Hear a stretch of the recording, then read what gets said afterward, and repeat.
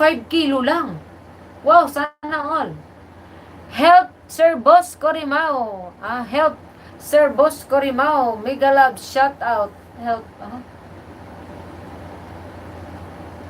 Umagang gumising si Dodong, oh. Hello pala.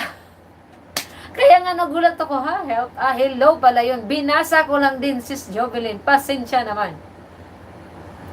Iloilo, nag-asawa from, okay, taga Iloilo, pero nakapangasawa siya ng taga Mindanao. Sa Jinsan, marami ding tuna dyan. Oo. Jinsan ba yun, di ba? Oh. Bakit ang mura dyan? Sana dyan kami bibili. Diyos mio, Marimar, 5 pesos per kilo. Samantalang dito sa amin, 60 per kilo. My God, 55 talaga ang ano. OMG. Iba-iba talaga, no? Ano raw?